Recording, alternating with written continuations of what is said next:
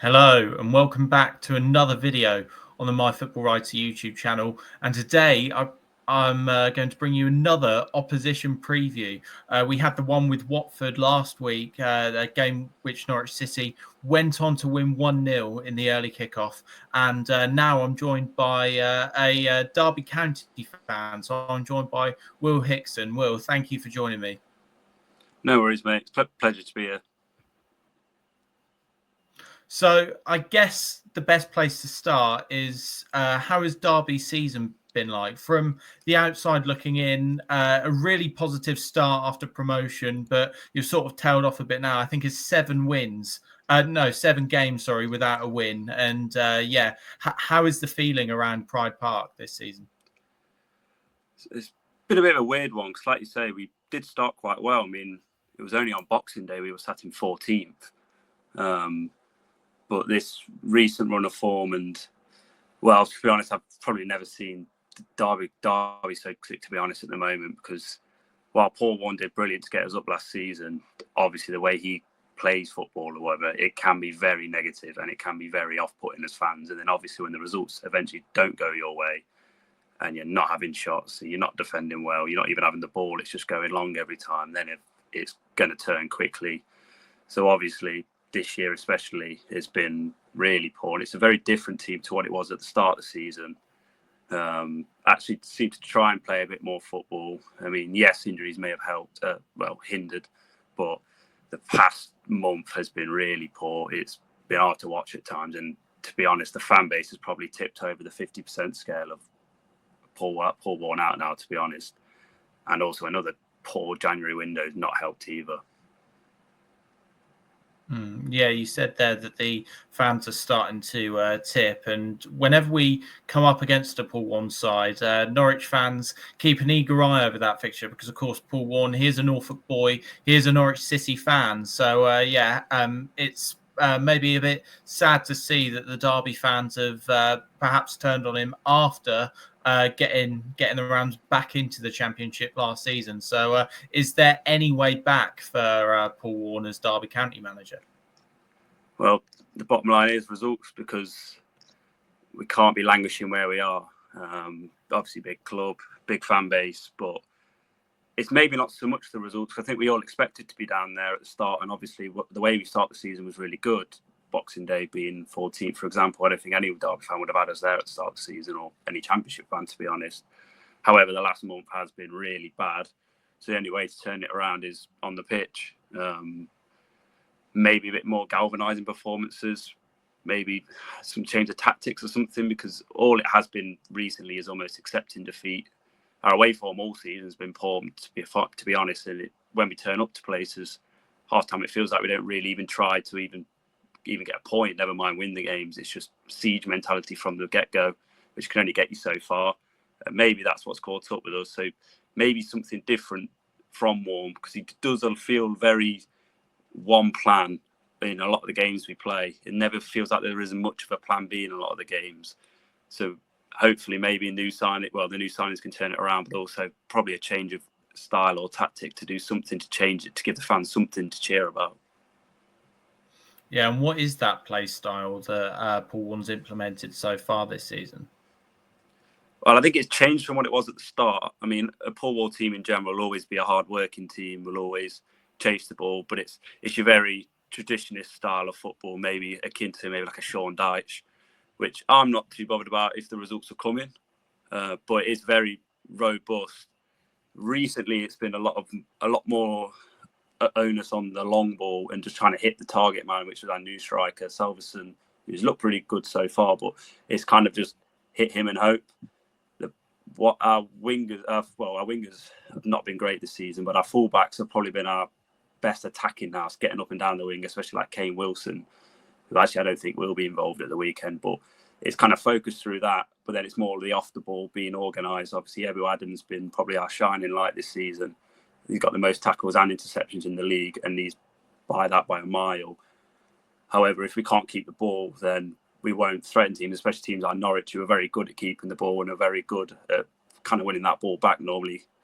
We sometimes lack that, trying to play out and play. It's more bit more direct, which wasn't maybe so bad at the start of the season, but in recent weeks it's not been the best for that, and teams have been picking us off for it too. So yeah, expect a very robust. I expect Norwich to have the ball a lot. I'd expect you to have that, especially us away from home. We're not very good, and it would just be us probably feeding off anything we can get and trying to sucker punch you really. But yeah. Yeah, you mentioned the away form for Derby County this season. Another side with a bad away form is Norwich City. We've only won 4 times on the road this season. One of them was of course at Pride Park against Derby County. Talk to me more about that game, because it was a Borja Sainz hat-trick that won it for Norwich, but definitely one, if not 2 of those goals were very dubious indeed. What are your thoughts on the game? It was a very good game for the neutral. It was one of the, because obviously it was earlier on this season when we were probably playing a bit better, and our home form throughout the whole time with Paul Warne's been very good. So at the start of the season or throughout the season, I've been very confident at home, whoever we come up against. But that game, yeah, I mean, there was 2 goals in that game. Obviously, the first one, the most obvious, but then there was the one at the end. I think it was his third that also went out of pitch. And referee in general had a bad game that day. It's hard to. You don't really want to just blame the refs as fans, but it did leave a sour taste in the mouth, because we played really well that day, as did you, to be honest. It was an end-to-end game. I think Cashin, he hit one from 40 yards at the crossbar, but it does kick you in the teeth a bit when you do end up losing it like that. But it was an entertaining game. Hopefully, Saturday's game could also be like that. Yeah, fingers crossed. And if there are any Derby County fans watching, I'm sure it'll be music to their ears knowing that Borja Sainz cannot play this game. So he got done for 6 games for spitting at a Sunderland player. And the Derby game is 6 out of 6. So he'll be eligible after this game. But still missing for this game, which is a huge miss. And someone who can play is Matej Jurasek, our new signing, who we signed from Slavia Prague. He's a Czech international winger.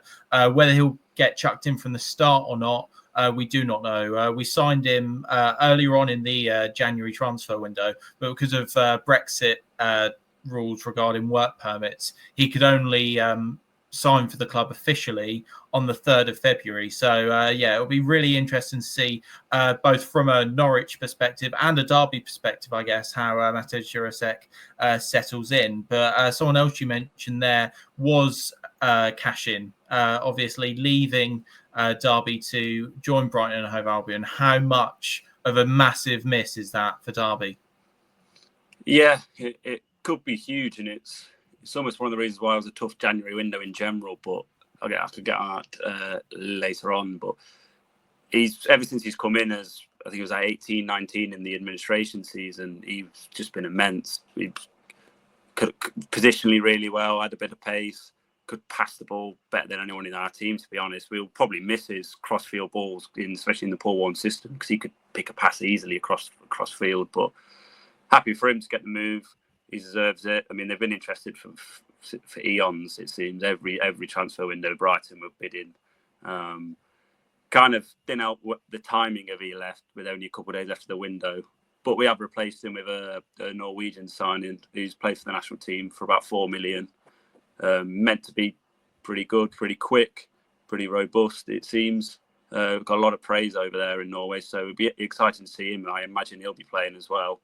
Although they're in pre-season at the minute, so it might be touch and go. But hopefully he can be the replacement we need to kick us on, pairing up with our other new signing, Matt Clark, who he was our player of the season a couple of years ago. So it's great to see him back at the club.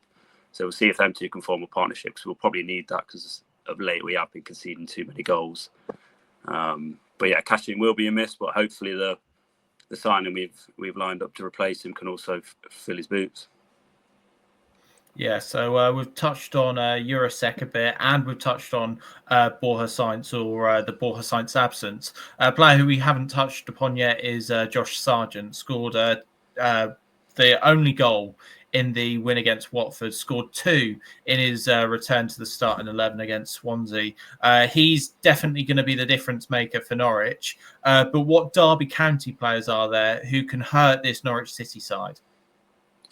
So also in January, we signed another lad from Norway called, I can't say his first name, he's Salverson. He scored in his full debut against Cardiff. It was only consolation, but he's a real threat in the air. He's proper he's almost like a Harlem regen, really. He's got that kind of build, runs around. He even runs a bit like him, but he's looked pretty promising in his first few games. He's been a bit limited to what he can do up there, but I imagine it'll be two up front with Jerry Yates, who's I think our top scorer this season. But outside of them two, we have got a tricky player called Kenzo Houtmine, who we signed in the summer from the Dutch leagues. He can be good when he's given the opportunity to actually use his feet instead of it kind of floating over his head a lot. So it'll be interesting to see how we do. I'm not sure who might be playing for that derby because we have had a lot of injuries recently. But also the lad we just got on deadline day from Everton on loan. He rated very highly. I can't remember his name. He was only yesterday, but he's rated highly. Midfielder, looks tricky in the little clips you've seen. So maybe he could be a difference maker if he starts. But probably the aerial threat of our set pieces in general actually have been our trademark. I think we've scored more goals from set pieces in open play this season, which is a bit of a worrying stat in some sense. But so corners and set pieces will probably actually be our biggest threats with the new signing and the two new centre backs as well. Yeah, and one thing I did want to touch on, it always seems really lively whenever these two sides meet. We obviously had the Borja Sainz hat-trick and the controversy that surrounds that earlier on in the season. Other memorable meetings, we had the 2018-19 promotion season where the Norwich were leading and the floodlights went out, and then Frank Lampard's Derby turned it around to win. We also had the last minute Simeon Jackson goal, which lives in infamy among Norwich City fans as one of the greatest late goals of all time. What are your personal favourite memories from this fixture in the past? Obviously, the 18-19 season one. I was out shopping in Birmingham and I lost connection just as the lights went out, and I was joking with my mates, hopefully the game would get called off. I remember you lot top of the league flying, and we were obviously doing pretty well. But I was like, hopefully the game get called off because we were losing. Lost connection. 20 minutes later, I looked and we'd won the game. I couldn't believe it. I also remember, I think the year before that, we beat you at your place under Rao. I think Nugent scored a quality goal where he got one slipped in and he just kind of bent it into the top corner. I think we might have scored late in that game, actually. Maybe Sam Wynn or maybe. But I remember us winning that. But to be honest, over the years, I don't think we've actually done that well at your place. I mean, obviously, you've spent a lot of time in the Prem as well so a lot of them in between years might not have seen as much. But them two fixtures definitely stick out in recent years. Oh, actually, as Wayne Rooney's final ever goal in football was against you at your place as well in the COVID season. Yes, it was. Yes, it was a good free kick that won the game, and then Kieran Dow was like, "Yeah, I'll just replicate this at Pride Park," and I believe we won that game en route to promotion. So good times. But Will, if I had to push you for a score prediction, what would it be? I mean, I never want to predict against Derby, but the way we're playing at the minute, it's kind of hard not to. I mean, if we lose on Saturday, it'll be 8 in a row, and I think that'll be the worst in the club's history. And we've only won one game away this season as well, which is also telling. But we'll try and be positive. A few new signings in. We'll see if they conjure up anything good. But so if we are going to win, it'll be a scrappy little win, I imagine. I can't see us scoring loads, so I'll be positive and I'll say 1-0 Derby. Why not? A scrappy 1-0 win to Derby. So probably realistically though, it'll be a 4-0 Norwich. Cool. So the realistic score is 4-0 Norwich. I'm sure that'll be music to Norwich City fans' ears. But Will, thank you for doing this. Yeah. Cool. Nice one. Thank you for doing this, my friend. Where can people go to see you and your work and your opinions, I guess?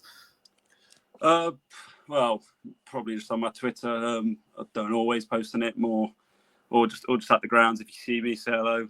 I go to most games, so yeah. Perfect. And of course, we'll keep you up to date with our reactions from this game here on the My Football Writer YouTube channel and on Spotify. So on behalf of me and the team at My Football Writer, thank you for watching and thank you for listening once again.